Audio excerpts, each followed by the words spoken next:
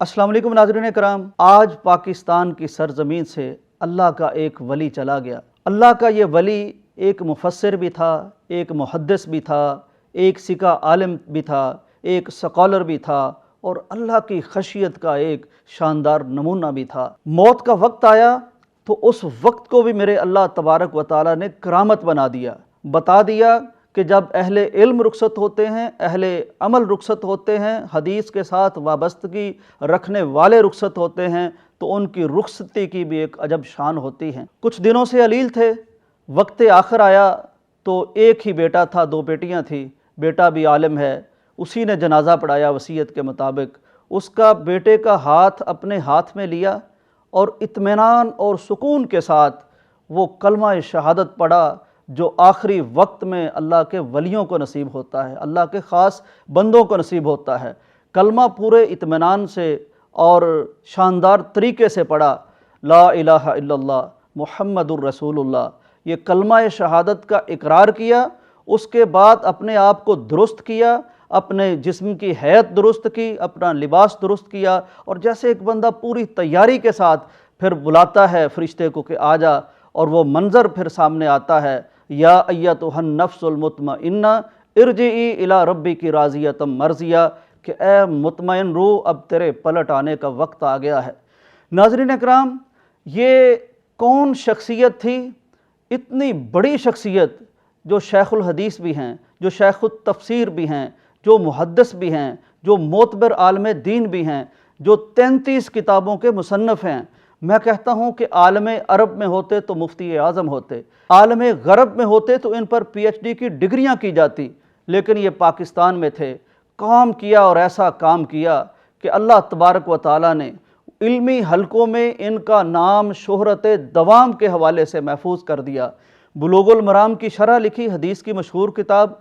पाकिस्तान में जो पजीराई मिलनी थी वो तो मिली, लेकिन इंडिया में मकतबा अल फ़हीम ने वो छापी और आज इंडिया में रिपोर्ट के मुताबिक सबसे ज़्यादा हर मसलक को फ़िक़्ह में वो मकबूल भी है, मुरव्वज भी है, बहुत ज़्यादा पढ़ी जा रही है। हदीस की सबसे बड़ी किताब, हदीस का इंसाइक्लोपीडिया मुस्नद अहमद, उसकी एक फ़िक़ी तरतीब छपी है अल फतहुर रब्बानी के नाम से। उस पर काम शुरू किया और 12 जिल्दें, यानी ये वो काम है, ये वो जिल्दें हैं, ये वो हदीस की किताबें हैं जिनको उठाना एक आदमी के लिए कभी मुश्किल हो जाता है। लेकिन इस मर्द कलंदर ने, मर्द मुजाहिद ने, मर्द हदीस ने वो किताब शुरू की और 12 जिल्दों में उसकी तफसीर, उसका तर्जमा, उसकी शरह वो लिखी। और सही मुस्लिम पे जो शरह शानदार आप लिख रहे थे, अगर मुकम्मल हो जाती तो 25 जिल्दों में हदीस पर वो काम होता। उनके बेटे बताते हैं कि हदीस से ऐसा शगफ था, ऐसी मोहब्बत थी कि तकरीबन 2 लाख अहादीस आपके मुताला से गुजरी, आपने उनकी शरह लिखी, उन पर काम किया। ये गोंदलावाला के गाँव में एक मिस्त्री दादा के घर में पैदा हुए और दादा जब भट्टी चलाते तो इनको पहिया चलाने पे लगा देते और कभी डांट डपट भी करते। वालिद की चक्की थी दाने पीसने वाली, यानी एक ऐसी फैमिली, गुर्बत वाली फैमिली में से प्राइमरी की। और जिस दिन प्राइमरी का रिज़ल्ट आया उस दिन अपने शौक़ से 4 पारे कुरान मजीद के हिफ्ज़ कर चुके थे और फिर उसके बाद ये दरस निज़ामी यानी उलमा का कोर्स किया। और वो कोर्स करने के बाद उस वक्त चूँकि गुर्बत का मामला था तो कई तरह की मज़दूरियाँ की, किताबत सीखी, वेल्डिंग सीखी, आम तरह की मज़दूरियाँ की। लेकिन अल्लाह ने कहा कि नहीं, तो आम मज़दूरियों के लिए नहीं बना, मज़दूरी तो तू करेगा लेकिन ये मज़दूरी मुहम्मदुर रसूलुल्लाह सल्लल्लाहु अलैहि वसल्लम के गुलशन हदीस की आबियारी की मज़दूरी होगी। बेटे ने वसीयत के मुताबिक जनाजा पढ़ाया और ये शान भी अल्लाह तबारक व तआला किसी किसी को देता है कि बाप भी इतना बड़ा मुहद्दिस हो, मुहद्दिसुल असर हो, फ़क़ीहुल असर हो, शेखुल हदीस हो, शेखुत तफसीर हो, और उसका बेटा भी उसकी जगह पे खड़े होने की कुदरत और ताकत और इस्तात रखता हो कि वो बाप की दुआए मग़फ़िरत कर सके। बेटा भी स्कॉलर है। अल्लाह ताला ने आज़माइश भी बड़ी की। पहला बेटा दिया, इतना माजूर था कि ना उठ सकता था ना बैठ सकता था। 11.5 साल की उम्र में वो फौत हो गया। ये सदमा भी शेख ने सहा। फिर बेटी पैदा हुई, वो भी इसी तरह की माजूर थी, वो भी कुछ देर के बाद फौत हो गई। ये सारे सदमात सहते रहे, हदीस के साथ जुड़े रहे, इस्तकामत का पहाड़ बने रहे और करामत का पहाड़ बने रहे और हदीस रसूल के साथ वाबस्तगी और मिंबर व महराब के साथ वाबस्तगी जारी रखी। फिर अल्लाह तबारक व तआला ने एक बेटी दी। پھر ایک بیٹا دیا ابو بکر جنہوں نے جنازہ پڑھایا، پھر ایک اور بیٹی دی۔ ناظرین کرام، آج حافظ محمد عباس انجم صاحب اللہ کے حضور رخصت ہو گئے، اور ایک مستری کا بیٹا اس شان سے، اس آن سے، اس بان سے رخصت ہوا کہ ان کے پیچھے سناروں نے وہ صفیں باندھی ہوئی تھی ان کے دعائیں مغفرت کے لیے، ان کے پیچھے شیوخ الحدیث کھڑے ان کی مغفرت کی دعائیں کر رہے تھے، اور ان کے پیچھے شیوخ القرآن کھڑے آنسوؤں سے اپنی داڑیاں تر کر رہے تھے۔ میں نے علمی حلقوں میں اس طرح دیکھا ہے جیسے ایک صفِ ماتم بچھی ہوئی ہو، لیکن اہل علم کا وتیرہ یہ ہے، اہل علم کا طریقہ یہ ہے کہ دل میں جتنا بھی حزن ہو، زبان پہ کلمات اللہ کی رضا کے آتے ہیں۔ آج ان کی اولاد کی بھی یہی کیفیت ہے، اور ان کی مانوی اولاد کی بھی یہی کیفیت ہے۔ حافظ صاحب آج پاکستان بھر کے طلباء کو، دنیا بھر کے طلباء کو، علماء کو یہ سبق دے کے گئے ہیں کہ غربت جتنی بھی ہو، حالات جتنے بھی نامساعد کیوں نہ ہوں، آدمی عزم کر لے تو امام بخاری کی لڑی میں اس کا نام آ سکتا ہے، وہ مسند احمد کی حدیث کی شرح لکھ سکتا ہے، اس کی بلوغ المرام دنیا بھر میں مقبول اور معروف ہو سکتی ہے۔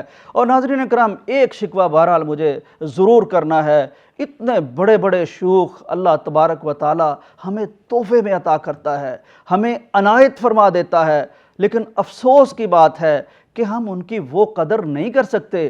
میں کہتا ہوں کہ حافظ صاحب ایک عالمی مقام کی شخصیت تھے، ایک عالمی سطح کی شخصیت تھے، لیکن بہرحال اہل گجرانوالہ نے ان کی قدر بھی کی، ان سے کسب فیض بھی کیا، لیکن وہ جس سطح کی شخصیت تھے، افسوس ایک بار پھر ہمیں یہ کہنا پڑتا ہے کہ حافظ صاحب بھی ان علماء میں سے ہیں جن کے جانے کے بعد پتہ چلتا ہے کہ یہ کتنی بڑی شخصیت تھی اور کتنی بڑی نعمت سے دنیا محروم ہو گئی ہے۔ میں سوچتا ہوں کہ ہمارے ہاں ہمارے ہیروز جو ہم قوم کے سامنے ہیروز بنا کے پیش کرتے ہیں، وہ وہاں اور جگہ ہماری تجوریاں بہت کھلتی ہیں، اور جگہ ہماری گاڑیاں بھی چلی جاتی ہیں، اور ہر طرح کی آسائشیں ہم لوگوں تک فراہم کرنا بڑا فخر محسوس کرتے ہیں۔ لیکن یہ علماء کرام جو اللہ کے سچے ولی ہوتے ہیں، جو دین کے سچے خادم ہوتے ہیں، جو حدیث کے سچے مفسر ہوتے ہیں، جو قرآن کے سچے شارح ہوتے ہیں، کیا ہماری دولت، ہمارے وسائل، ہمارے ذرائع ان کے کام نہیں آ سکتے؟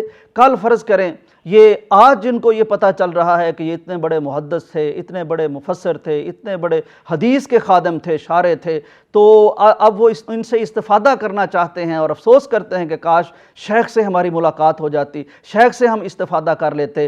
آج جن کو خبر پہنچ رہی ہے اور وہ محروم ہو گئے ہیں شیخ سے استفادے سے، کل حشر کے روز ان لوگوں نے ان مالداروں سے، ان تاجروں سے پوچھ لیا کہ تمہارا مال اور جگہ کی تشہیر کے لیے، اور جگہ کی ترویج کے لیے تو بہت کام آتا تھا، اس طرح کے شیوخ الحدیث کی کوئی ترویج، کچھ تشہیر، کچھ ان کے مقام و منصب کے مطابق لوگوں کے ہاں ان کو پہنچا دینا، یہ تم سے کیوں نہ ہو سکا؟ مجھے نہیں معلوم کہ ہمارے پاس کیا جواب ہوگا۔ میں دعا کرتا ہوں کہ اللہ تبارک و تعالی وہ ہیرے، وہ موتی، وہ لال، وہ محدث، وہ مفسر جو آج ابھی حیات ہیں، ہمیں ان کی قدر کرنے کی توفیق دے، اور جن کے پاس پیسہ ہے، جن کے پاس مال ہے، وہ مال ان شیوخ کی خدمت کے لیے اس لیے خرچ کرنے کی اللہ انہیں توفیق عطا فرمائے کہ ان کا نام اور ان کا کام دنیا کے سامنے ان کی زندگی میں ہی پوری طرح آ جائے اور کامل طرح آ جائے، اور جس سطح کی شخصیت ہوں اسی سطح کا انہیں مقام اور نام مل سکے، تاکہ لوگ ان سے استفادہ کر سکیں،